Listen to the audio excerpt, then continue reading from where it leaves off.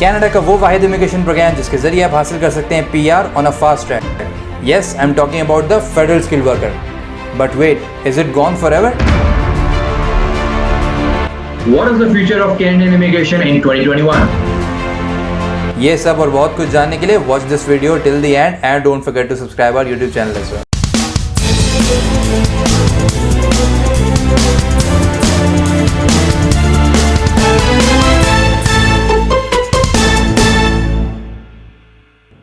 Assalamualaikum everyone, this is Abu Bakar Adil from Superior Consulting once again with all of you, and after a long break we can say कि कुछ अर्से से हमारे जो discussion sessions हैं वो नहीं आ रहे थे बिकॉज ऑफ द फैक्ट कि we were quite busy, but finally हमने टाइम निकाल लिया to discuss very very important and very much trending topic of Canadian immigration which is the federal skilled worker, the fastest route to get the PR. आजकल उसका क्या status है, आजकल उसके rounds क्यों नहीं हो रहे, राउंड्स कब एक्सपेक्टेड हैं, और क्या आगे आने वाला कल हम देख सकते हैं कैनेडियन इमिग्रेशन एस्पायरेंट्स के लिए जो प्लान कर रहे हैं और जो ऑलरेडी एक्सप्रेस एंट्री पूल में मौजूद हैं। सो इस चीज़ों के ऊपर हम डिस्कस करेंगे एंड फर्दर कैनेडियन इमिग्रेशन के अंदर क्या चेंजेस आने वाले हैं under the express entry and as well as कि वो लोग जो कन्फर्मेशन ऑफ पीआर लेकर मौजूद हैं, बैठे हुए हैं अपने होम कंट्री में और उनका जो COPR है वो एक्सपायर हो गया है। सो उनका नेक्स्ट कोर्स ऑफ एक्शन क्या होना चाहिए, उनके लिए क्या सॉल्यूशंस हैं, तो इस बहुत ही इंपॉर्टेंट टॉपिक के ऊपर हम डिस्कस करेंगे। And to have this discussion we are once again honoured to have the most recognised face in the immigration industry in Pakistan and as well as the Middle East, mister Adil Ismail. He is currently available from Dubai, live from Dubai. He is looking after our UAE liaison and conducting one-on-one consultations over there. So उनसे हम जानेंगे इस important topic के ऊपर, उनसे राय लेंगे और कोशिश करेंगे कि आप तक legitimate information पहुँचाएं। So let's welcome him. अस्सलाम वालेकुम sir. Walaikum assalam, Abu Bakar. Sir, how are you? Yeah, I'm good. I'm pretty fine. Thank you very much for inviting me on this important discussion. बड़ा अच्छा आपने जो है वो intro दिया है और वो बात कही है जो आजकल लोगों की आवाज़ है।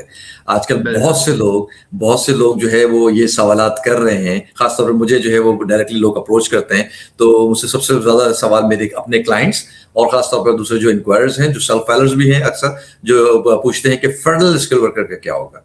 तो होपफुली इसके ऊपर हम जो है वो पूरा कवर करने की कोशिश करेंगे। यू टेल अस के इस वक्त पाकिस्तान में कोविड की क्या सिचुएशन है? वेल वी कैन से कि जब से हमने देखा है कि हमारे नेबर कंट्रीज़ में जो है वो सिचुएशन काफ़ी अनस्टेबल हो गई है, सो काफ़ी यहाँ पर भी खौफ का आलम है एंड वी कैन से कि we are under smart lockdown, but still अल्हम्दुलिल्लाह we are doing fine and keeping safe in these trying times, and obviously हम सबको चाहिए कि हम जो है वो we should do the right thing by wearing masks and sanitizing, ताकि अपनी और दूसरों की सेफ्टी बनाई रखी जाए। बिल्कुल ऐसी है, बिल्कुल ऐसी है। कोशिश यही करते रहना चाहिए। खासतौर पे जैसे यहाँ पर अगर हम बात करें तो यहाँ पर तो बाय फोर्स SOPs जो है वो करवाई जाती हैं और लोग सोशली भी और एक एजुकेटेड लोग हैं मौजूद, तो उस हवाले से लोग जो है एहतियात खास तौर पर करते हैं। यही वजह है कि हम भी जो है वो क्योंकि हम फ्रीलांस के ऊपर जो है work from home he situation पे काम कर रहे हैं UAE के अंदर भी, और मेरी विजिट्स होती हैं और मैं 1-to-1 कंसल्टेशन सेशंस लेता हूं। तो इतनी SOPs और इतने लॉस के बावजूद भी हम ये इजीली कर पाते हैं जस्ट बिकॉज के SOPs बड़े प्रॉपरली फॉलो हो रही है। यही चीज अगर हम पाकिस्तान में प्रॉपरली करें तो कोई शक नहीं है कि कोविड ना जो है ना वो इतना फैल जाए और इतना जो है ना उसका इम्पैक्ट क्रिएट हो। तो ऐसा नहीं होगा अगर ये सारी चीजें जो है वो हम करेंगे।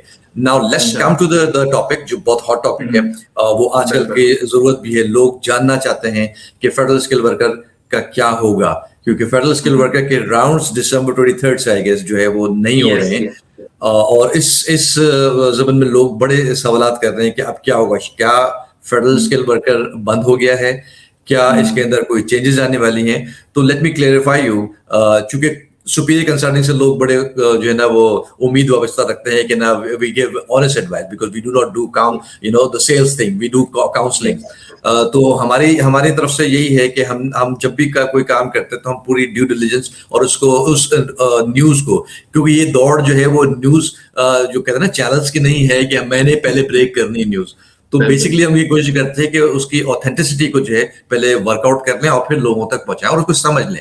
तो उसमें कुछ टाइम 1 से 2 दिन 3 दिन भी लग जा रहे होते हैं, तो दैट्स नॉट अ मैटर और नॉट अ प्रॉब्लम इवन। तो हम इस नतीजे पे पहुंचे हैं सारी वर्किंग करने के बाद कि फेडरल स्किल वर्कर के जो है वो प्रोग्राम के राउंड्स में जो कमी आई है, जो पॉज आए, ये खत्म नहीं हुआ। पहले तो ये नोट कर लें, ये स्पेकुलेशन है, लोग जो ये कह रहे हैं, कुछ लोग ऑब्वियसली जैसे मैं कहता हूँ बार बार सिर्फ यूट्यूब जो है ना वो व्यूज लेने के लिए करते हैं ताकि एक सनसनी फैले और लोग जो है ना उसको वॉच करें। द थिंग इज कि ये पॉज हुआ है और उसकी मेन वजह ये है क्योंकि लोग जो है वो न्यूज से और सर्कमस्टेंसेस से वाकिफ नहीं होते हैं।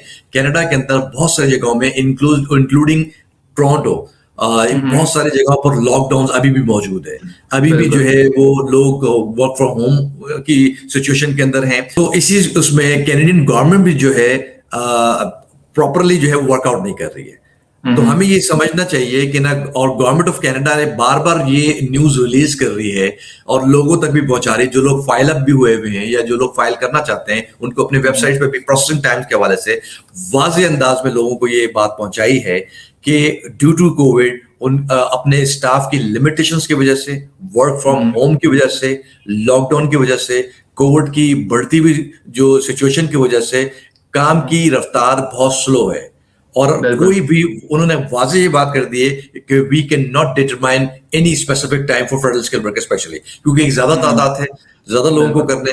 अभी उनका जो टारगेट है वो बेसिकली कैनेडियन इकोनॉमिक क्लास है, जो वो हजरात जो कनाडा के अंदर पहले से मौजूद है, या वो टेम्पररी रेजिडेंस के ऊपर हैं, या वर्क परमिट के ऊपर हैं, या पोस्ट ग्रेजुएट वर्किंग के ऊपर जो है वो काम कर रहे हैं, उनको वो लीगलाइज करना चाहते हैं। उनके पास वो बहुत बड़ी तादाद है। तो कोटा उन्होंने मैक्सिमम 70 प्लस जो है वो कोटा 70,000 प्लस कोटा जो है उन्होंने इनलैंड लोगों के लिए जो है वो रख दिया है। तो इसलिए एक पॉज आया है, बॉर्डर्स क्लोज हैं, ये बात समझने की जरूरत है। मेरे पास बहुत सारी इंक्वायरीज आती हैं और बहुत सारे लोग, समझदार लोग भी मुझे जो है वो ये मुझे अप्रोच करते हैं और ये कहते हैं कि हमारा विजिटर वीजा अप्लाई करते हैं, हमारा टूरिस्ट वीजा। पहली बात तो ये है कि कनाडा एक वेल नोन टूरिस्ट कंट्री नहीं है। तो कनाडा एक वेल नोन टूरिस्ट कंट्री ना होने की बुनियाद के ऊपर आप टूरिस्ट जब अप्लाई करने की कोशिश करेंगे, जिसके बॉर्डर्स भी क्लोज हैं, तो ये पॉसिबल ही नहीं है, 101% पॉसिबल नहीं है कि आपको विजिटर वीजा मिल जाएगा। वो पैसे चार्ज कर लेंगे प्रोसेसिंग की, उनको प्रोसेस करनी होती है, चाहे वो घर से करें, उनके अपने भी अखराज, obviously they have to make a decision. तो वो आपको डिसीजन में इन रिटर्न आपको रिफ्यूजल ही मिलेगा। तो मैं उनको वाजे कहता हूँ कि बंद है। तो वो आर्ग्यूमेंट कुछ कोशिश करते हैं कुछ लोग कि भाई बंद कैसे है, एप्लीकेशन तो बन सकती है, हो सकता है दिस दैट, बट वो समझ नहीं पा रहे होते हैं कि कंसर्न एक्चुअली कहना क्या चाह रहा है वो।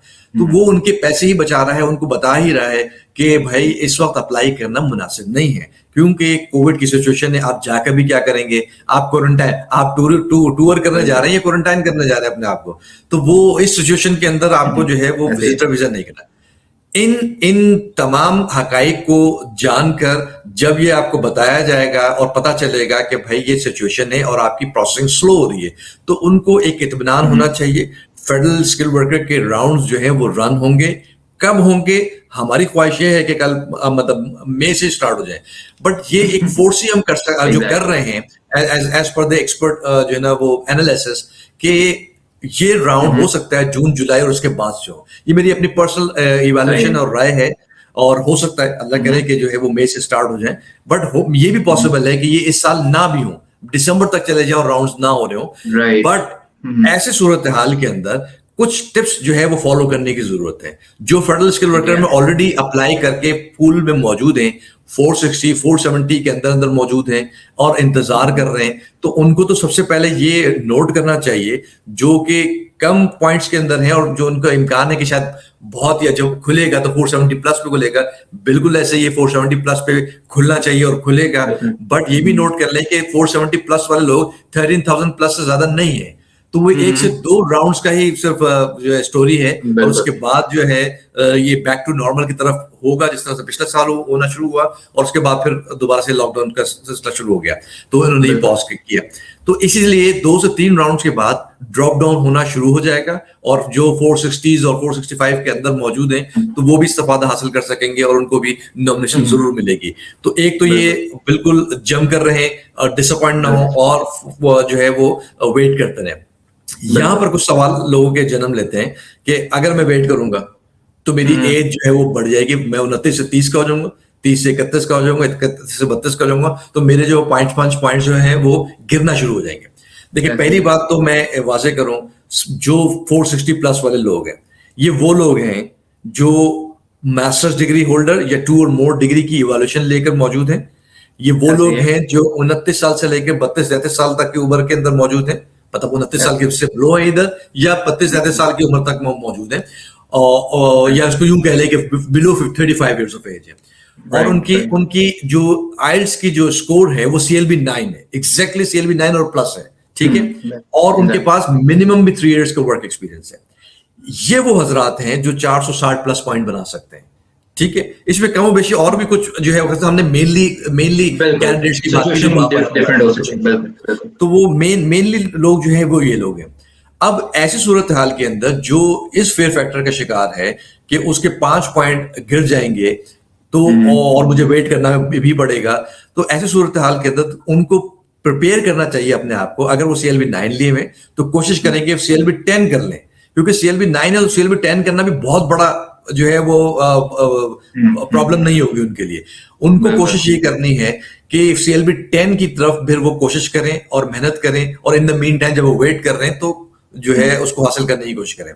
क्योंकि ऐसा नहीं है कि हम CLB 7 वाले बंदे को बोल रहे हो, CLB 9 वाले के लिए थोड़ा मेहनत और थोड़ा फोकस करेंगे तो वो हो जाएगा। दैट्स द रीजन मैंने इसको स्केच करके थोड़ा बताया लोगों को, ताकि लोग समझ जाए, वो लोग ना सवाल करें कि यार मैं तो CLB 7 है और मेरा CLB 6.5 है और मेरा 460 कैसे बनेगा। तो ये तो अपनी जगह पर है। तो ये मैंने एक इन नटशेल जो है वो लोगों को ये बताया, क्योंकि एक शॉर्ट डिस्कशन के अंदर हमें जो है सब चीजों को कवर करना होता है। बाकी कंसल्टेशन के अंदर वो अपनी अपॉइंटमेंट बुक कर सकते हैं और डिटेल में मजीद जान सकते हैं। नाउ कमिंग बैक टू कि इसके अलावा क्या है। इसके अलावा कोई जो वेट कर रहा है तो वो कोशिश करके लैंग्वेज ही को, सेकंड लैंग्वेज को फिर उसको हासिल करने की कोशिश करें, महारत हासिल करने की कोशिश करें, कम से कम बिगनर लेवल के ऊपर चले जाएं। फ्रेंच ऐसी लैंग्वेज है जो कि कनाडा में सेकंड लैंग्वेज का दर्जा रखती है। अगर हम कोशिश करें, एलियस फ्रांस से लेकर और बहुत सारे प्राइवेट इदारे भी मौजूद हैं, कराची में तो खासतौर पर मौजूद है, तो हम गाइड कर सकते हैं। तो वो हमसे रुजू करें, हम उनको बताएंगे कि किन इदारों के साथ आप बहुत मिनिमम कॉस्ट के ऊपर भी जो है वो फ्रेंच बिगनर लेवल्स के ऊपर काम कर सकते हैं। तो ये इंपॉर्टेंट है। अगर इस पे भी काम करेंगे आप, 4-5 पॉइंट आप इजीली जो है वो कर सकते हैं, तो आपका स्टेटस मेंटेन रहेगा स्कोर का, चाहे आप CLB 10 करें चाहे आप फ्रेंच करें। जी हाँ, ये बड़ा इंपॉर्टेंट है, क्योंकि अगर हम देखें कि फॉर एग्जांपल आज से अगले 6-8 महीने तक अगर फेडरल स्किल्ड वर्कर नहीं स्टार्ट करता है अपने राउंड्स, तो कोई बंदा अगर बिगिनर लेवल फ्रेंच को अप्रोच करने जाएगा तो उसके लिए आसान है, बिकॉज 6-8 महीने ही आपको चाहिए बिगिनर लेवल तक जाने के लिए। CLB 4 तक अगर आप वो कर सकते हैं तो आपको फायदा दे देगा। जी हाँ, क्योंकि आइडल बेटर से आपको बेहतर है कि आप कोई ना कोई एक्टिविटी करें और इम्प्रूवमेंट करें, क्योंकि गोल है आपका। जब गोल होता है, कोई जैसे कोई मैट्रिक का स्टूडेंट होता है खासतौर पे, या कोई इंटरमीडिएट, तो उसका गोल होता है यार मुझे A1 लेना, तो आपको क्या करना है, मेहनत करनी है ना। आप किसी भी डिग्री में कुछ आपको टॉप करना है या आपको जितना compete करना है, तो आपने मेहनत तो करनी पड़ेगी। कोई भी चीज आपके जो है वो झोली में इस तरह से नहीं आ जाएगी। ऑब्वियसली डिफिकल्ट टास्क है, बट इसको कैसे पूरा किया जा सकता है वो हम आपको ये इसके ऊपर बात करें। जिनकी मास्टर्स डे इक्विवेलेंसी नहीं है, वो मास्टर्स की इक्विवेलेंसी के लिए कोशिश करें। अपनी EC बॉडीज के हवाले से चेंज करने की कोशिश करें कि ये वाली बॉडी ने नहीं दिया है तो इससे ट्राई करें। पैसे इन्वॉल्व है, आई कैन अंडरस्टैंड, लेकिन हम सिर्फ उन चीजों में बात करें जो लोग कर सकते हैं। तो मुख्तलिफ टिप्स एंड टेक्निक्स के ऊपर वर्कआउट किया जा सकता है, और मास्टर्स डिग्री 1 साल के अंदर अगर कोई कंप्लीट करके मास्टर्स इक्विवेलेंसी ले सकता है, उसमें भी जो है वर्कआउट किया जा सकता है। तो ये सारी चीजें हैं। एक बहुत इंपॉर्टेंट फैक्टर भी है कि लोग इस चीज को भूल जाते हैं कि फंड्स को भी मेंटेन करना है। आपने फंड्स की अरेंजमेंट को कम से कम मेंटेन करना है। अक्सर लोग जो है वो इसके ऊपर नहीं काम करते। आपके कितने भी स्कोर हो जाए, आप सिलेक्ट भी हो जाए, आपके पास फंड्स नहीं है तो आप फिर भी आप रिफ्यूज हो जाएंगे, आप इनएडमिसिबल हो जाएंगे कनाडा के अंदर अगर आपके पास फंड नहीं है। लोग ये कहते हैं कि भाई हम 6 महीने तक कैसे करें और हमें पता नहीं है राउंड्स का। तो पहली बात ये है, इंपॉर्टेंटली नोट कर लें कि 6 महीने फंड्स को रखना मैंडेटरी रिक्वायरमेंट नहीं है। ये रिकमेंडेड तो हो सकता है बट मैंडेटरी नहीं है। आपको वैसे भी 60 to 90 डेज मिल रहे हैं IT में, क्योंकि पैंडेमिक के बाद से आप 90 डेज कर दिया है कि आप अपने डॉक्यूमेंट्स 90 डेज के अंदर जमा कर सकते हैं। आपके पास अरेंजमेंट, लेजिटिमेट अरेंजमेंट होना चाहिए। अगर आपके पेरेंट्स आपको दे सकते हैं आपको गिफ्ट जो है वो दे सकते हैं, तो ये भी एक लेजिटिमेट वे है। वो नो मैटर वो कब आपको दिया है, फौरी तौर पर आपको मिला है, आईटी के बाद मिला है, डजंट मैटर, इसमें कोई घबराने की बात नहीं है, इसको प्रॉपरली जो है वो सब्सटैंशिएट किया जा सकता है। दूसरा, अगर कोई मैरिड है तो वो अपने कपल के साथ, जो स्पाउस के साथ जॉइंट अकाउंट में भी जो है वो रिप्रेजेंट कर सकता है। थर्डली, मेन एप्लीकेंट जो है वो है और उसके स्पाउस के पास बैंक डिटेल्स हैं, मींस बैंक अकाउंट मेंटेनेंस है, और मेन एप्लीकेंट के पास नहीं है, तो स्पाउसेस भी जो है वो कॉन्सेंट देकर, उनको जरूरी नहीं है कि फंड ट्रांसफर करें मेन एप्लीकेंट के ऊपर। तो ये कुछ चीजें हैं, टेक्निकली लोगों को पता होना चाहिए। सेविंग सर्टिफिकेट्स भी यूज हो सकते हैं, जो भी एज गुड एज कैश है और उसको अप्रूव किया जा सकता है, वो यूजेबल है। वेयर एज जो भी फिजिकल प्रॉपर्टीज हैं, एसेट्स हैं, ये यूज नहीं होती है। अक्सर लोग कहते हैं कि मेरे पास प्रॉपर्टीज हैं, मैं बाद में बेच दूंगा, ये यूजेबल नहीं है, ये आप कैनेडियन इमिग्रेशन के अंदर यूज नहीं कर सकते। तो ये वो सारी चीजें हैं जिसके ऊपर नजर रखने की जरूरत है इन द मीन टाइम, जब आप वेट कर रहे हैं। बाकी मैंने आपको बता दिया, वेल प्रिपेयर्ड हो जाए, ताकि आपका जो वेटिंग टाइम है वो जाया ना जाए। एंड प्रूफ ऑफ फंड्स का आपने बहुत अच्छा जो है वो टॉपिक रेज किया कि इस चीज को लोग जो है ना ज्यादा they take it for granted, और उसको जो है वो निगलेक्ट कर देते हैं या इग्नोर हो जाता है ना चाहते हुए भी। तो ये बड़ा अच्छा पॉइंट आपने रेज किया जी, क्योंकि इस पे रिफ्यूजल बेस भी हो सकता है। अगर आप प्रॉपर्ली सब्सटैंशिएट नहीं करते हैं विद डॉक्यूमेंट्स और जस्टिफिकेशन, तो फिर वो भी, उसमें भी रिफ्यूजल हो सकता है। तो इसमें भी एहतियात की बड़ी जरूरत है। लेटर्स कैसे लेने हैं बैंक से और क्या अप्रूव करना है, तो सब चीजें जो है ना वो आपने इन ऑर्डर जो है वो करनी है। तो ये सारी चीजें हैं जो हजरात मौजूद हैं पूल के अंदर, फेडरल का वेट कर रहे हैं, तो वो उम्मीद नहीं छोड़ें। मोस्ट प्रॉब्ली जून जुलाई के बाद जो है वो राउंड्स दोबारा से रन होना शुरू हो जाएंगे, but depending upon Covid situation जरूर है। तो हम फोर्स ही कर रहे हैं कि शायद ये जून जुलाई या till end of this year. Obviously, it does make sense because अगर फॉर एग्जांपल अगर ये आज से भी शुरू करते हैं, तो बिकॉज ऑफ द फैक्ट कि ये ऑटोमेटिक सिस्टम है, तो CRS स्कोर बहुत जल्दी डिप डाउन कर जाएगा, विच ऑब्वियसली दे विल जो है वो नहीं चाहेंगे वो कि वो डिप डाउन इतना ज़्यादा करे, बिकॉज जितना ज़्यादा होगा तो उतना ही लोगों को अकोमोडेट भी फिर करना है, राइट। तो फिर ये लास्ट ईयर की तरह ही होगा कि last quarter of the year में ये जो है वो स्टार्ट कर सकते हैं, ताकि कम राउंड्स होंगे और उसके दरमियान CRS भी कम नीचे जाएगा और प्रॉबेबली शायद 465 तक जाए, तो उसलिए उनको आसानी होगी अकोमोडेट फर्दर करने में, बिकॉज 2022 में भी इनको जो है वो अपने टारगेट्स को मीट करना है, राइट।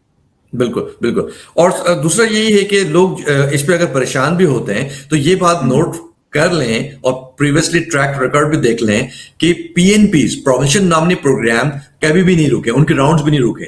जितने भी राउंड्स रन हो रहे हैं वो PNP स्पेसिफिक हैं या CEC हैं। तो CEC से बहरहाल हमारा ताल्लुक इसलिए नहीं हो सकता कि हम इनलैंड नहीं है। आउटलैंडर्स जो है वो PNP या फेडरल स्किल वर्कर पर ज्यादा जो है उसका रुझान होता है और वही एप्लीकेबल होता है। तो अब ऐसी सूरत हाल के अंदर जो हजरात वेट कर रहे हैं, फेडरल के कैंडिडेट तो हैं और स्ट्रॉन्ग कैंडिडेट हैं, बट वो अगर उनको अपॉर्चुनिटी मिलती है PNP के थ्रू, अगर ओंटारियो ही आपको पिक कर लेता है तो आपको करना चाहिए। ये नहीं घबराएं कि ओंटारियो तो $1500 कैनेडियन डॉलर भी चार्ज करता है। तो देखिए, अब आप कुछ हासिल करना, कुछ करना, तो आपको पड़ेगा ना। तो आपने $1500 की फिक्र नहीं करनी। अगर आपको कोई इन्विटेशन ओंटारियो से मिलता है तो उसको अवेल कर लें। नहीं मिलता तो और प्रोविंसेस, अल्बर्टा पिक कर सकता है आपको एक्सप्रेसिटी प्रोग्राम के तहत और पूल में से। दूसरा, सस्कैचुअन में आप अगर पॉइंट्स बनते हैं, मोस्ट वेलकम, आप उसमें भी अप्लाई करें।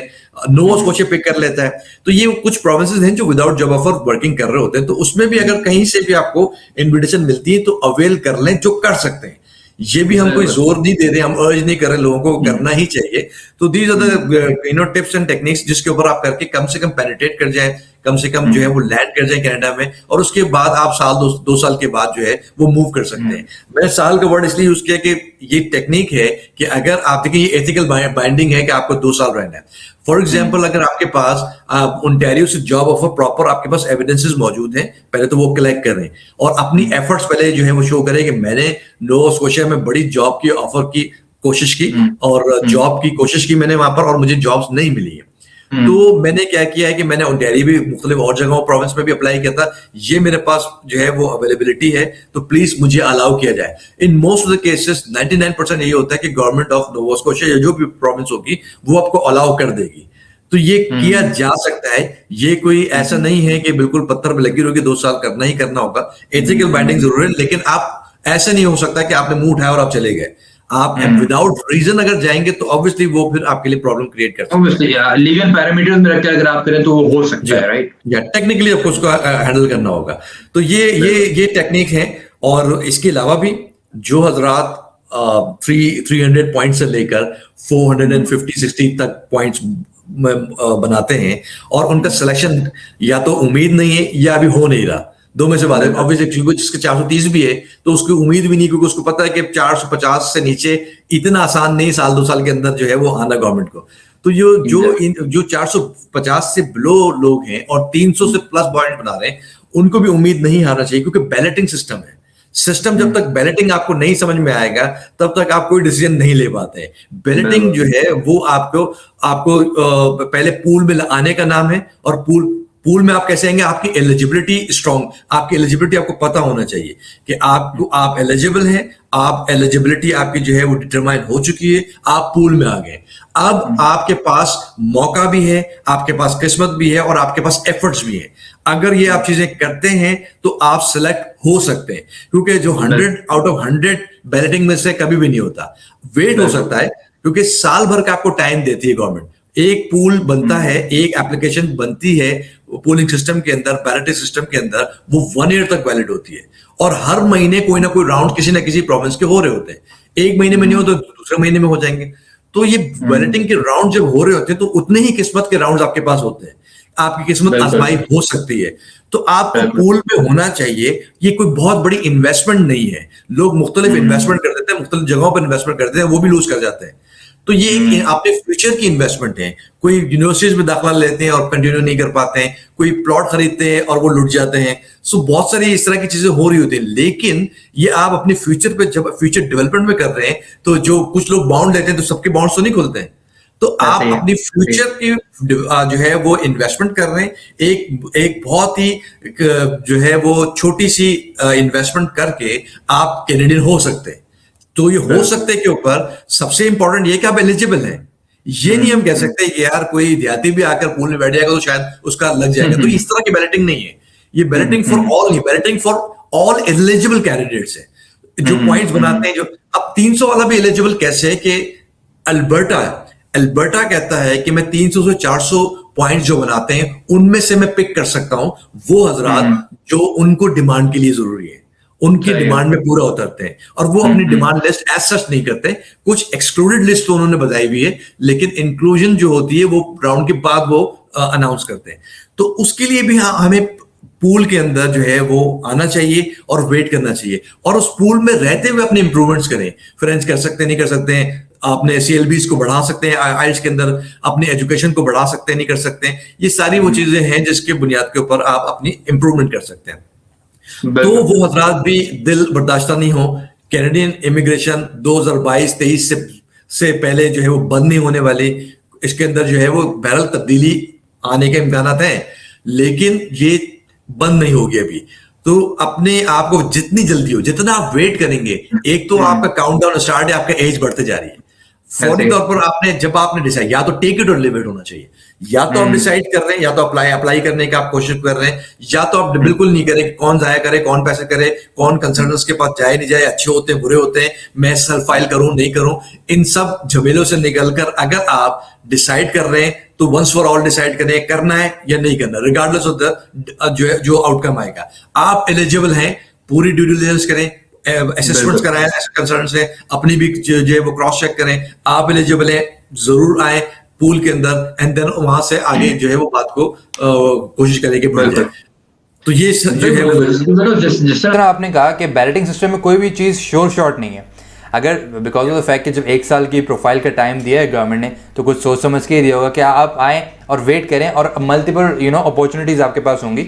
और जिस तरह हम नंबर ऑफ एग्जांपल्स देखते हुए आ रहे हैं, starting from Alberta, Nova Scotia, जो आपको 300 to 400 पे पिक कर लेते हैं। अब जब तक आप पूल में ही नहीं होंगे तो फिर आपको पिक नहीं किया जा सकता। क्लाइंट्स रहे हैं ऐसे और अभी भी हैं। सस्कैचुअन के ऊपर PR एप्लीकेशंस काफी सारी सबमिट हुई हैं अभी पिछले महीने में भी, और अल्बर्टा में भी हुए हैं। मेरे UAE के क्लाइंट हैं, अगर वो भी देख रहे होंगे तो वो भी इंडोर्स कर सकते हैं इसको। मिस्टर कदीर हैं, मैं सेकंड नाम से उनको बता दूंगा, वो भी अल्बर्टा में हुए। उसके अलावा और बहुत सारे हैं, उसके अंदर खालिद हैं, मिस्टर और जो है ना, there are so many people जो मुझे देख भी रहे होंगे तो वो इंडोर्स कर सकेंगे कि मिलती है PNPs, होते हैं, आप पूल में होंगे तो आपको मिलेगा।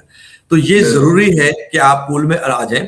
ये कोशिश करें। बहुत सारे हजरात खास तौर पर यूएई के अंदर, मैं खास तौर पर वर्ड यूज कर रहा हूं, यूएई के अंदर मेनली 99% कंसल्टेंट्स जो हैं, सो कॉल्ड कंसल्टेंट्स मैं तो कहूंगा, खासतौर पर जो आरसीआई से डायरेक्टली जो है वो कनेक्टेड है और डायरेक्टली आरसीआई से रजिस्टर्ड है या उनके ऑथराइज एजेंट है, वो कभी भी ये बात नहीं करते जो मैं आपको बताने वाला हूं कि वो लोगों को इस पे आमादा कर रहे हैं कि हम आपको जॉब ऑफर करा देंगे। ये मैं कई वीडियोस में, कई डिस्कशन में ये बात करता हूं। जितने भी बड़े कंसर्न्स नाम ले लीजिए जो रजिस्टर्ड कंसर्न है पाकिस्तान में, खासतौर पर जो वर्कआउट कर रहे हैं, सो मेनी जो है कंपनीज हैं, वो कभी भी क्लेम नहीं करती कि हम आपको जॉब ऑफर करा देंगे। ये वो सारे सो कॉल्ड कंसर्न हैं जिनका मेन एम सेल्स करना है। मैं इस पे बहुत एक तवील वीडियो भी जो है वो करने जा रहा हूँ, क्योंकि लोग जो बज़िद रहते हैं, हम डेस्परेट हैं। आज सुबह भी मैं एक जो है ना व्हाट्सएप के ऊपर एक रेफर इंक्वायरी से जो है ना वो बात कर रहा था, क्योंकि जब मेरे पास ये आती है बात कि फलाना कंसर्न जो है वो मुझे जॉब ऑफर कर रहा है, तो क्या ये सही, तो मैं फिर उसके बाद बड़े डिटेल में उनको बताता हूँ, क्योंकि मैं अपना काम पूरा करना चाहता हूँ। मैं चाहता हूँ कि मैं लोगों को सेव करने की कोशिश करूँ, बाकी उनकी चॉइस है। मैंने उनसे कह दिया कि अगर आप चाहते हैं कि आपके पैसे बर्बाद हो जाए तो आप बिल्कुल जाइए, करें। तो थिंग इज दैट कि ये सेल्स के लिए बहुत अच्छी बात लगती है लोगों को, क्योंकि यूएई के अंदर लोग आते ही वर्क परमिट पे तौर पर ही है ना कि रेजिडेंट, आप एम्प्लॉयर आपको बुलाता है या फिर आप कंपनी को स्टैब्लिश करते हैं, वो भी एक तरह का वर्क परमिट है। तो वो समझते हैं कि कनाडा में भी ऐसी हो जाएगा। पहली बात, 17% से बढ़कर अब 22% से भी अबव जो है अनएम्प्लॉयमेंट कनाडा के अंदर हो गई है। बॉर्डर्स क्लोज हैं, आप जा नहीं सकते, आपको कोई जॉब ऑफर करेगा क्यों? तो इंपॉर्टेंटली ये है कि जो लेस एजुकेटेड लोग हैं वो बेचारे फंसते हैं। वो मैं उनके आगे हाथ जोड़ जोड़ के मैं जो है इल्तिमास करता हूं और उनसे कहता हूं कि खुदारा, अगर आप देखें आपके लेस एजुकेशन का या लेस सेंस का जो है वो फायदा उठा रहे हैं ये कंसल्टेंट, जो कि एक बड़ी बड़ी कंपनीज और बड़े अच्छे इन्वायरमेंट को दिखाकर, बताकर और जो है वो लोगों को जो है वो ट्रैप करते हैं और उनको बताते हैं कोई डन के, मैं देख रहा होता हूँ कि फेसबुक के ऊपर ग्रुप्स मौजूद है, done visa this and that, तो उसमें जो इंक्वायरी कर रहे हैं वो कौन है? वो मोस्टली वो हैं जो लेस सेंस या लेस एजुकेटेड ही हैं। और अगर कोई इत्तेफाक से उनमें कोई एजुकेटेड लोग जो है उसमें सवाल करते भी हैं, तो उनको भी समझना चाहिए कि भाई आप सिनेरियोस भी देखें, कनाडा जो है वो मिडिल ईस्ट नहीं है। At the end of the day वो अपना पैसा जाया करते हैं। कुछ लोग ये भी कह रहे हैं कि ये जो है ऑफर, जॉब ऑफर जो है वो सिर्फ यूटिलाइज करने के लिए, आपको जॉब होगी नहीं और दिस एंड दैट, मतलब हर तरीके से क्लाइंट को, जो क्लाइंट के जहन में से सवाल आते हैं, क्योंकि कुछ लोग स्केप्टिकल भी हो जाते होते हैं जब हमारी बात भी सुनते हैं, तो तब भी वो जाते। तो ऑब्वियसली जब सेल्स वाला बंदा होता है ना, काउंसलिंग एक डिफरेंट चीज है। काउंसलिंग के अंदर आपके पास नॉलेज होना चाहिए, आप ट्रू पिक्चर दिखाते हैं, सारी इंफॉर्मेशन सब बताते हैं और उसको क्रॉस चेक भी करवा सकते हैं और कर सकता है वो कैंडिडेट। बट जब आप अंधे एतमाद के पास के हिसाब से जा रहे होते हैं, तो आपका अंधा एतमाद जो है वो ये होता है कि वो जो कह रहा है वो सही कह रहा है, बस मुझे जाना है। क्योंकि जब ये अप्रोच आ जाती है तो बड़ा आसान होता है कि वो आपको ग्रैब करते हैं। खासतौर मैंने कहा ना कि मिडिल ईस्ट कंसल्टेंट जो ये करते हैं, क्योंकि आप यहाँ पर फायर बैक नहीं कर सकते। आप पाकिस्तान की तरह जो है वो 2-4 बंदों को लेके नहीं जा सकते कि आप जो है उसको जो है उसके ऊपर चढ़ाई कर दें, या आप जो है ना वो अथॉरिटीज को लेके चले जाएं कि भाई पुलिस वाले को किसी को आप ले आए। यहाँ पर ये नहीं होता है। इसका जो है वो फायदा उठाते हैं। अगर कोई कर सकता है तो वो बहुत ही कम तादाद है उसके, कि वो कोर्ट में जाएगा और 6-7-8 हजार दरम खर्च भी करेगा, तो उसको वो कैपिटलाइज करते हैं और वो अपने एग्रीमेंट में ऐसा बाउंड कर देते हैं कि जिसके बुनियाद पे वो आप जॉब ऑफर जैसे स्कैम्स को भी आप जो है वो काउंटर नहीं कर सकते। तो एनीवे इसके ऊपर हम बात करेंगे, क्योंकि मेरा मेन कल्चर थोड़ा सा हमारे यहाँ बन चुका हुआ है कि पैसा फेंक और तमाशा देख वाला बात होती है कि मैं पैसा फेंकूंगा तो मेरा काम होना ही चाहिए। और बिकॉज हमारे पास भी, बिकॉज जो हम जिन लोगों से हम डील करते हैं, मोर देन 90% जो लोग होते हैं वो क्वालिफाइड होते हैं और वो इन सारी बातों को समझते हैं। बट स्टिल 5% जो लोग जिनकी मैं बात कर रहा हूँ, दे आर लाइक कि आप ITA के बाद लें पैसे, या तो हमें गारंटी दें या कोई परसेंटेज दें या आप कोई जॉब ऑफर करा के दें। करता नहीं सवाल। अगर वो एजुकेटेड भी है, बाय डिग्री एजुकेटेड है, तो दैट्स नॉट द केस के वो वैसे भी, देखिए सेंस डिफरेंट होती है। लोग burn child dreads the fire वाली सिचुएशन भी होती है, तो वो लोगों से डरते भी हैं। अब ऐसे सूरत हाल के अंदर आप कुछ नहीं कर सकते सिवाय इसके कि देखिए आप नसीहत तो कर सकते हैं, लेकिन नसीहत जो है वो आप बिल्कुल किसी को समझा कर और बिल्कुल एक जो है ना वो फ्रेश होकर निकलेगा और वो बिल्कुल समझा हुआ निकलेगा, ऐसा नहीं हो सकता। आप तो अपना अपना काम कर सकते हैं। जैसे मैं अक्सर कहता हूँ कि भाई मौजन का काम है अजान देना, कोई नमाज पे आता नहीं आता, ही डजंट केयर एक्चुअली। तो द थिंग इज दैट हमारा भी काम है, मैं पूरी कोशिश ये करता हूँ कि लोगों को बता दूं, उनके पैसे बचा लूं, कि इस रेंज में जो ये सवाल करता है इसके अब बरक्स, तो ये स्कैम्स की हम बात कर रहे हैं और आगे करेंगे आगे इंशाल्लाह। और तो इसके अलावा जो ये बात हजरात करते हैं, अक्सर लोग सवाल करते हैं और आते भी हैं काउंसलिंग भी के अंदर। देखिए सेल्स के अंदर तो बड़ी आसान है बात करना कि इतने परसेंट है। कुछ लोग सवाल करते हैं मुझसे कि मेरे चांसेस कितने परसेंट है। तो मुझे है ना वो इसमें मैं हंसी भी आती है और मैं इनको यही कहता हूं कि भाई कोई बैरोमीटर है, कोई बैरोमीटर मौजूद है कि जिसके तहत आप किसी सक्सेस को पैमाना कर सकते हैं या आपकी परसेंटेज बता सकते हैं। आप कैसे यकीन करेंगे और मैं कैसे बताऊंगा?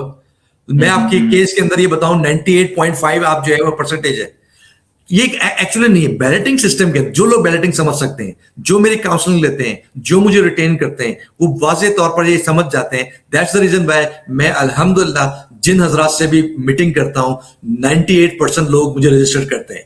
वाई? बिकॉज कि जब मैं काउंसलिंग करता हूं मैं उनको उनकी सवाबदीद पे छोड़ता हूं कि टेक इट और लिव इट। मैं ये नहीं करता कि मैं सेल्स करूं। सेल्स के अंदर आप सारी अच्छी बात करते हैं, जिस तरह से कोई गाड़ी खरीदने जाए, कोई और चीज खरीदने जाए तो उसकी वो सारी अच्छाई बात करता है और आपको ये 100% देगी और दिस एंड दैट।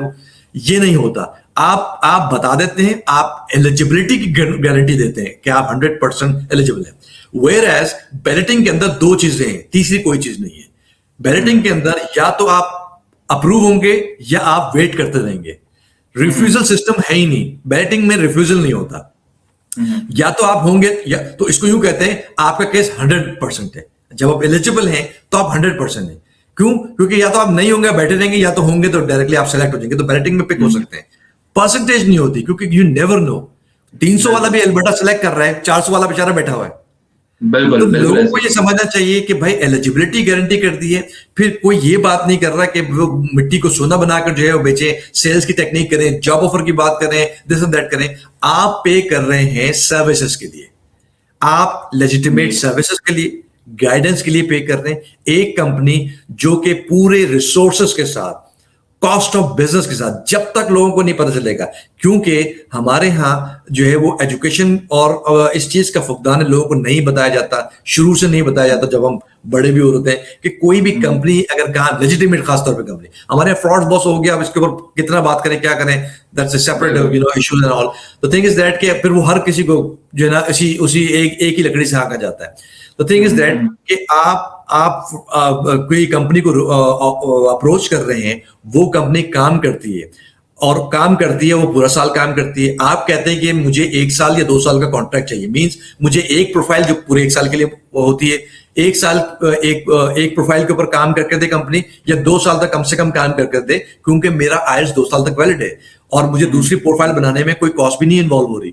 तो मुझे 2 साल तक कंपनी सर्व करे, और सर्व करने में क्या करे, वो मॉनिटर करते रहे, एडवाइस करते रहे। मैं जब चाहे बात करूं, जब चाहे कंसर्न को अप्रोच करूं, जब चाहे एडवाइस ले सकूं, ये सारी चीजें हो रही हो। और इसके अलावा जब मैं सिलेक्ट हो जाऊं तो मुझे पोस्ट सिलेक्शन की जो है ना वो सारी सर्विसेज प्रोवाइड करे, पीएनपी के अंदर भी करे, फिर पीएनपी से आगे आईटी आ जाए, आईटी के लिए भी करे, फिर आईटी की मॉनिटरिंग भी करे, उसकी एडिशनल रिक्वायरमेंट्स अगर आ रही है तो वो भी करे, और आखिर में भी जो है वो आए और डिस्कस करे कि मुझे पोस्ट लैंडिंग सर्विसेज भी क्या चाहिए। ये सारी चीजें करने के लिए एक इदारा दरकार है। एक इदारे का कॉस्ट ऑफ बिजनेस होता है, एक इदारे का जो कॉस्ट ऑफ बिजनेस होता है अगर आप लगाएं और वो जो चार्ज कर रहा है, जो इदारा चार्ज कर रहा है वो मंथली 8,000 से 10,000 रुपए भी ना हो, जो कि एक प्यून भी नहीं लेता, 8,000 10,000 रुपए आजकल की कोई कॉस्ट नहीं है, तो आप उससे ये तवक्को कर रहे हैं कि वो आपको गारंटी लिख कर दे कि आपका 100% होगा। आप सर्विसेज लेने आए हैं या एम्बेसी के अंदर वीजा लेने आए हैं? तो ये इंपॉर्टेंट है। जब तक आपको नहीं समझ में आएगी, ये लोग बहस आपको करते रहेंगे, डिबेट होते रहेंगे। देखिए उनको इससे सरोकार नहीं है, वो तो इस माइंड फ्रेम से आते ही हैं, क्योंकि वो शुरू से अपने दोस्तों को, अपने अहबाब को, खुद भी वो ऐसे ही। तो हमारा ना हम उनके टारगेट, ना वो हमारा टारगेट, ना वो हमें अप्रोच करें, ना हम उनको अप्रोच करेंगे। तो पहले तो हम ये तय कर लें। और अगर कोई समझना चाहता है तो उनके लिए समझाने के लिए हमने ये बात की, क्योंकि बहुत सारे लोग तो ऐसे होते हैं जिनको राय रास्ते पे लाया जाता है। ये तो दिन का भी तकाजा है कि आप जितना आप खुद से कोशिश करें, कोई राय रास्ते पे आता है नहीं आता, डजंट मैटर। तो थिंग इज दैट कि कॉस्ट ऑफ बिजनेस है, आपकी डिमांड ये होती है एज ए क्लाइंट कि भाई मैं आपको ले रहा हूं एज अ कंसल्टेंट, साल भर तक आपकी कंपनी खुली होनी चाहिए।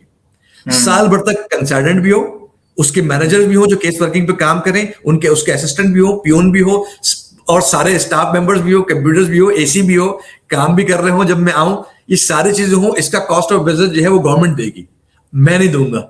मैं 8-10 हजार रुपए पर मंथ भी नहीं दूंगा, मैं 10 से 15 हजार पर मंथ भी नहीं दूंगा। तो ऐसे सूरत हाल के अंदर सिवाय इसके कि आपको सिर्फ रोना ही आएगा, या उनकी किस्मत उनकी जो है वो सोच के ऊपर आपको जो है वो अफसोस होगा, और कुछ नहीं कर सकते। और आप चाहते हैं कि भाई आपकी कंपनी और कंसर्न भागी भी ना, बंद भी ना करे वो, क्योंकि जब आप कॉस्ट ऑफ बिजनेस भी नहीं देंगे उसको तो कैसे होगा।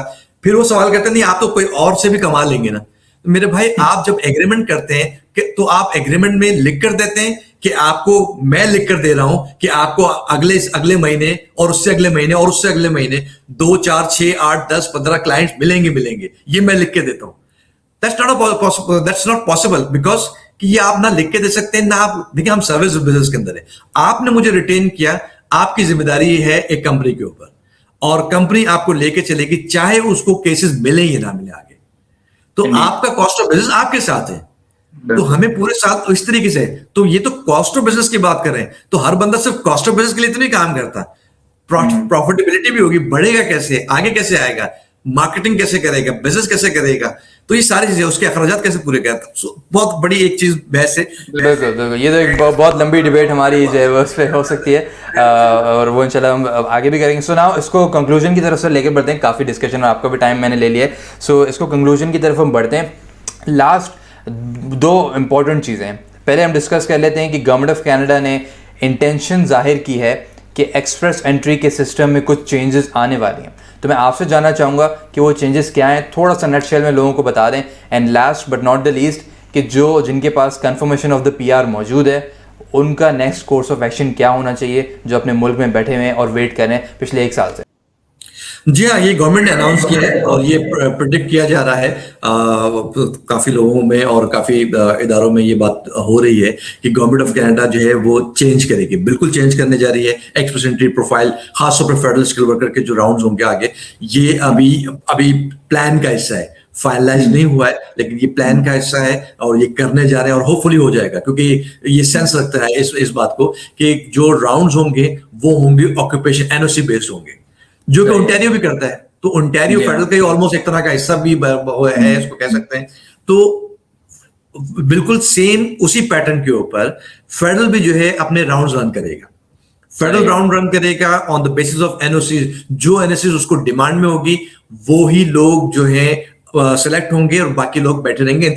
इंतजार फरमाइए वाला सिचुएशन और जो हम डिस्कस कर चुके हैं वो वही रहेगा। लेकिन एनओसी यहां पर मजीद कंसल्टेंट की जो एक्सपर्टीज है वो बढ़ गई है।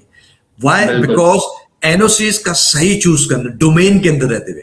एक तो कतन ये बात नहीं है कि मैं अगर ये बात कह रहा हूं कि डोमेन अगर हम चूज करना है एनओसी का मतलब ये नहीं कि डॉक्टर को इंजीनियर बना दिया जाए, नहीं। वो डोमेन में रहते हुए अगर क्योंकि एक डोमेन के अंदर बड़ी बड़ी वास्ट चीजें होती हैं। अकाउंटेंट है और अकाउंटेंट से चार्टर्ड अकाउंटेंट्स है, तो वो फाइनेंशियल मैनेजर्स के लेवल पर या फाइनेंशियल एनालिस्ट के ऊपर जो है वो वर्कआउट कर सकता है और एक्सपीरियंस है, और वो अपने जो है ना वो अपने एम्प्लॉयर से भी ले सकता है। तो वो डोमेन का ही हिस्सा है। तो बहुत सारे ऐसे डोमेन होते हैं जो उसको प्रॉपरली लोग क्लेम कर सकते हैं और कहते हैं कि हाँ हम ऐसा भी करते हैं। तो उस सूरत हाल के अंदर सही सजेस्ट करना कौन से डिमांड में हो सकते हैं, गवर्नमेंट ऑफ कनाडा को क्या क्या जो है वो ऑक्यूपेशंस की जो है वो नीड हो सकती है। तो ये आपका कंसर्न जो है, अगर जिसके पास अच्छी एनालिटिकल अप्रोच है। यहां पर मैं ये वाज़ेह कर दूं कि जैसे मैं शुरू में भी बात की अभी थोड़ी देर पहले कि सेल्स कंसल्टेंट्स होते हैं। नॉर्मली मेरे पास से इतने लोग जो सीआरओ लेवल के ऊपर, बाद में यूएई के अंदर खास तौर पर और जगहों पर भी कुछ केस मैनेजर्स भी वो जाकर कंसल्टेंट बन गए। देखिए कंसल्टेंट का टैग लगाने से कोई कंसर्न नहीं होता। कंपाउंडर के ऊपर डॉक्टर की नंबर प्लेट और नेम प्लेट लगाने से जो है डॉक्टर नहीं बन जाता।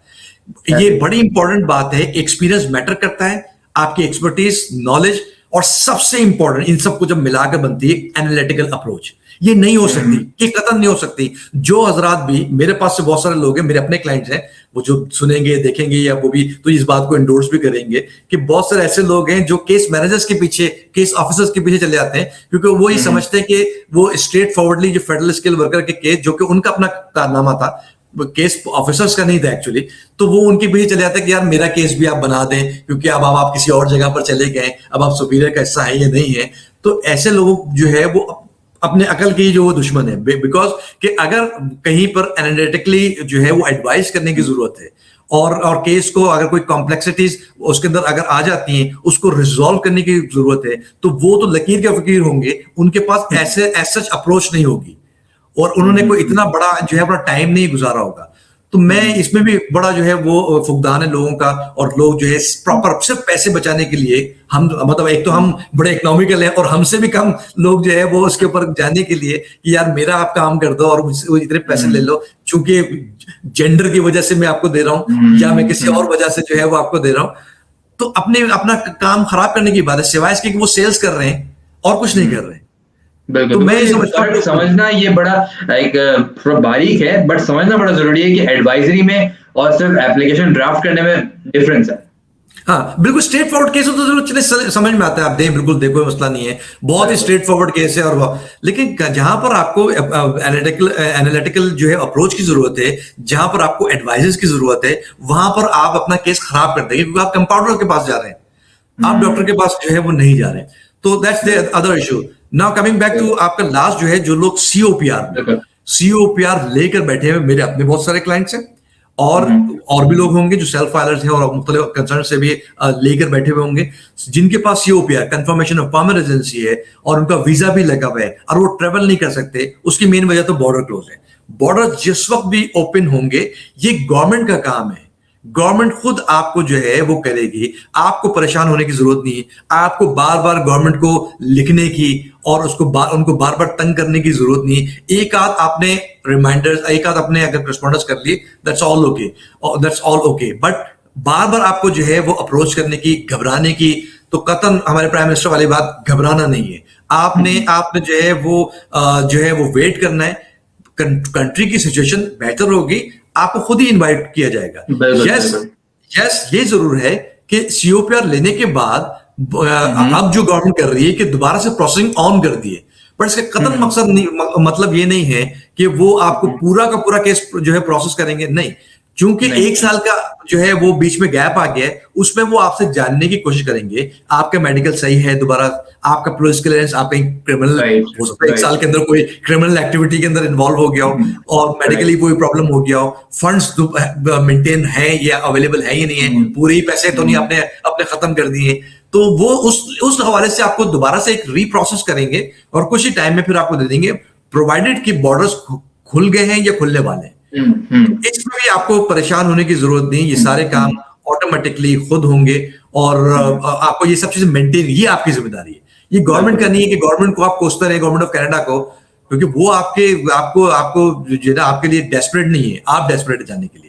आपको जो है आपको जाना तो आपको सब चीजें मेंटेन करनी है। आप ये जो है वो जो है रोना नहीं कह सकते कि मेरे पैसे खत्म हो रहे हैं, मैं पाकिस्तान में नहीं रह सकता, मैं यूएई में नहीं रह सकता, मुझे जाने की इजाजत दी जाए। तो ये इसके लिए थोड़ा सा आपको और मजीद पेशेंस से जो है ना वो रहना पड़ेगा, और उसके बाद आपकी चीजें सिचुएशन हो जाएंगी। और अब तो दूसरा लास्टली जो है वो हजरात जो इस वक्त पीआर एप्लीकेशन, मतलब आईटी आने के बाद पीआर एप्लीकेशन सबमिट किए हैं, 12 हमने अपने ईमेल्स के थ्रू भी, व्हाट्सएप मैसेजेस के थ्रू भी क्लाइंट्स को, खासतौर पर ये क्लाइंट्स के लिए हमारे और बाकी लोगों के जिनके क्लाइंट्स होंगे जिन्होंने अभी पीआर एप्लीकेशन सबमिट की हुई, उन सब के लिए भी कि गवर्नमेंट ऑफ कनाडा ने प्रोसेसिंग टाइम वाली वेबसाइट के ऊपर, अपने पेज के ऊपर और ईमेल्स के थ्रू भी बार बार ये बताया है कि हमारी कैपेसिटी नहीं है, हम रिड्यूस स्टाफ के साथ काम कर रहे हैं, हम आपको डिटरमाइन नहीं कर सकते कि कब हम जो है इसको फाइनलाइज करेंगे, डिलेज आएंगे, पेशेंटली वेट करें। तो लोगों को पेशेंटली वेट करना है और करना चाहिए। बार बार आप केस नोट के ऊपर जाएं, बार बार आप जो है वो कहें कि स्टेटस मालूम कर लें, ये कतई मुनासिब बात नहीं है। जब गवर्नमेंट ने कह दिया, रेस्ट अश्योर्ड वो करेंगे। अगर आपके डॉक्यूमेंट में हैंगी पैंगी नहीं, तो आप क्यों परेशान हो रहे हैं? क्योंकि वो ही ज्यादा परेशान हो रहा है कि यार मेरी वेरिफिकेशन होगी नहीं होगी। इसके अलावा किसी और को परेशान होने की जरूरत नहीं है। गवर्नमेंट खुद अप्रोच भी करेगी, खुद प्रोसेस भी करेगी। एडीआर आएगा, देखिए अगर कोई परेशानी की बात भी है अगर, तो परेशानी के ऊपर एडीआर क्रिएट होता है, एडिशनल डॉक्यूमेंट रिक्वेस्ट, और या फिर एक्सप्लेनेशन। अगर कोई एक्सप्लेनेशन होगी, वीजा ऑफिसर आपसे मांगेगा, ऐसे उठा के आपको रिफ्यूज 99.9% नहीं होता है। तो आपके पास चीज आएंगी, अगर कोई चीज जो है वो स्मूथली चल रही है तो उसको चलने दें, या अगर वो पेंडिंग में, फॉर एग्जांपल वो बिल्कुल भी उसके अंदर कोई रद्दोबदल नहीं हो रही है, कोई हलचल नहीं हो रही है, और पीआर एप्लीकेशन सबमिटेड है और कोई आपको रिस्पांस भी नहीं आ रहा गवर्नमेंट ऑफ कनाडा की तरफ से, सीआईसी की तरफ से, तब भी आपको परेशान होने की जरूरत नहीं, आपकी प्रोसेसिंग हो रही है।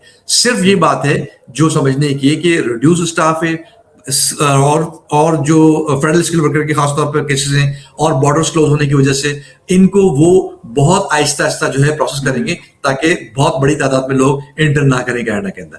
तो ये सारी बातें मैंने इसलिए बता दी हैं ताकि लोग जो है वो इत्मीनान का सांस लें, बजाय इसके कि जो है वो बिल्कुल पैनिक हो जाएं और इधर से उधर भागना शुरू कर दें और चीखना चिल्लाना शुरू कर दें। तो ऐसा जो है वो हरगिज परेशान होने की बिल्कुल भी नहीं होना चाहिए। और स्टिल जो है वो जैसे कहते हैं कि उम्मीद की किरण मौजूद है, because as of today we are like today is 27th of April, as of today more than 13 million dose जो वैक्सीन के हैं वो कनाडा में ऑलरेडी हो चुका है काम, राइट। तो फिर ऑब्वियसली दैट मींस कि जितने ज्यादा वो वैक्सीनेशन हो जाएगी तो फिर they will start getting back to normal, और ऑफिसेज भी दोबारा खोलेंगे, बिल्डिंग्स भी दोबारा खोलेंगी, तो प्रोसेसिंग टाइम बेहतर होगा definitely.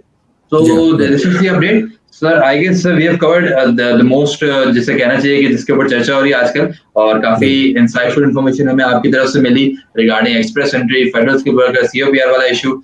So thank you very much for your time and I wish you all the best. जो आपकी लाइन अप हुई हुई कंसल्टेशंस दुबई में, स्टिल भी आप वहां पर मौजूद हैं for more than like half a month. So all the best for that, and कोशिश करेंगे कि अगर इस दौरान में कोई और इम्पोर्टेंट अपडेट आती है तो उसके ऊपर भी आपसे राय लें।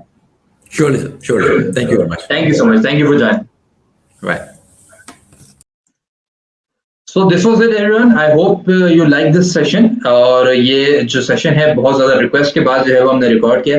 So I hope कि आपके सारे सवाल जो है वो आंसर हो गए होंगे, and still if you're having any technical query, so feel free to get in touch with our offices in Pakistan or UAE, and you can simply book a one-on-one consultation जिसके अंदर आपके specific situation से related हमारे जो expert हैं वो आपको एक प्रॉपर प्रोफेशनल और लीगल एडवाइस के साथ जो है वो प्रोवाइड कर सकते हैं।